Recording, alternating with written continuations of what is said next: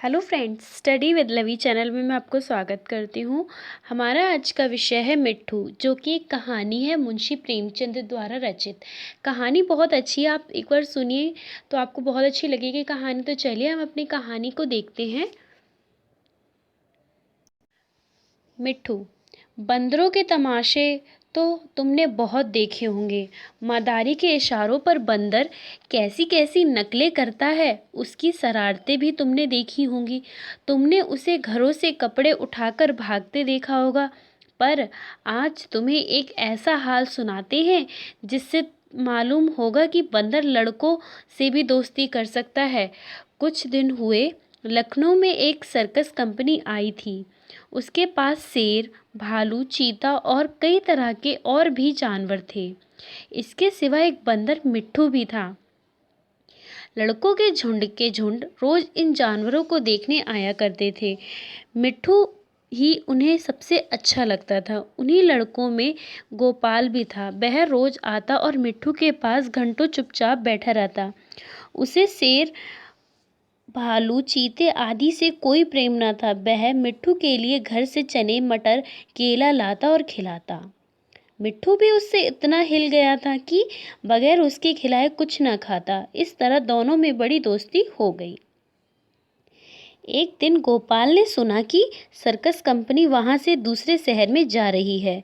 यह सुनकर उसे बड़ा रंज हुआ।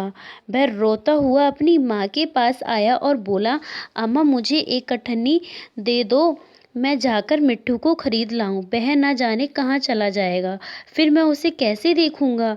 वह भी मुझे ना देखेगा तो रोएगा। माँ ने समझाया, बेटा बंदर किसी को प्यार नहीं करता। वह तो बड़ा शैतान होता है। यहाँ आकर सबको काटेगा। मुफ्त में उल्हाने सुनने पड़ेंगे। लेकिन लड़के पर माँ के समझाने का कोई असर ना हुआ। वह रोने लगा। आखिर माँ ने मजबूर होकर उसे एक अठन्नी निकालकर दे दी। अठन्नी पाकर गोपाल मारे खुशी के फूल उठा। उसने अठन्नी को मिट्टी से मलकर खूब चमकाया। फिर मिट्ठू को खरीदने चला, लेकिन मिट्ठू वहां दिखाई न दिया। गोपाल का दिल भर आया, मिट्ठू कहीं भाग तो नहीं गया। मालिक को अठन्नी दिखाकर गोपाल बोला, क्यों साहब, मिट्ठू को मेरे हाथों बेचेंगे? मालिक रोज उसे मिट्ठू से खेलते खिलाते देखता था। हंसकर बोला, अब की बार आऊंगा तो मिट्ठू को तुम्हें दे दूंगा। गोपाल निराश होकर चला गया और मिट्ठू को इधर उधर ढूंढने लगा। वह उसे ढूंढने में इतना मगन था कि उसे किसी बात की खबर ना थी। उसे बिल्कुल ना मालूम हुआ कि वह चीते के कटघरे के पास आ गया था। चीता भीतर चुपचाप लेटा था। गोपाल के कटघरे के पास देखकर उसने पंजा बाहर निकाला और उसे पकड़ने की कोशिश करने लगा।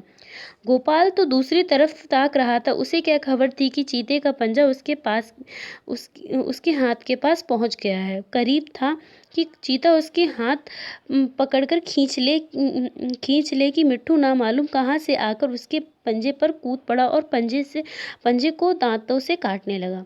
चीते ने दूसरा पंजा निकाला और उसे घायल कर दिया कि वह वहीं गिर पड़ा और जोर जोर से चीखने लगा। मिट्ठू की यह हालत देखकर गोपाल भी रोने लगा। दोनों को रोना सुनकर लोग दौड़े, पर देखा कि मिट्ठू बेहोश पड़ा है और गोपाल रो रहा है। मिट्ठू का घाव तुरंत धोया गया, मरहम लगाया गया। थोड़ी देर में उसे होश आ गया।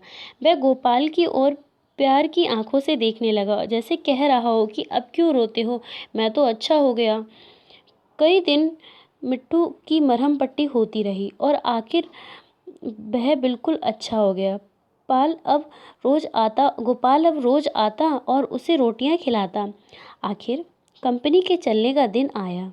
गोपाल बहुत रंजिता था। वह मिट्ठू के कटघरे के पास खड़ा आंसू भरी आंखों से देख रहा था कि मालिक ने आकर कहा, अगर तुम मिट्ठू को पा जाओ तो क्या करोगे?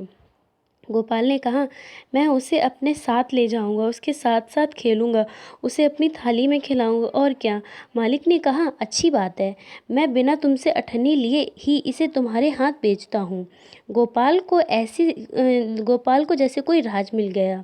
उसने मिट्ठू को गोद में उठा लिया, पर मिट्ठू नीचे कूद पड़ा और उसके पीछे पीछे चलने लगा। दोनों खेलते कूदते घर पहुँचे।